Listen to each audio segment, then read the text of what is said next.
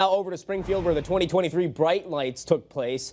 The event starting around 6:30 p.m. and included dinner, live and silent auctions, as well as a 50-50 raffle. More than 500 guests attended the ball and were greeted by Congressman Richard Neal and Springfield Mayor Dominic Sarno. And in honor of Veterans Day, Major General Gary Keefe, Colonel David Hallisey Kuhn, and Colonel Gregory Buchanan were celebrated and highlighted in a brief video featuring F-35 jets at Barnes Air National Guard Base.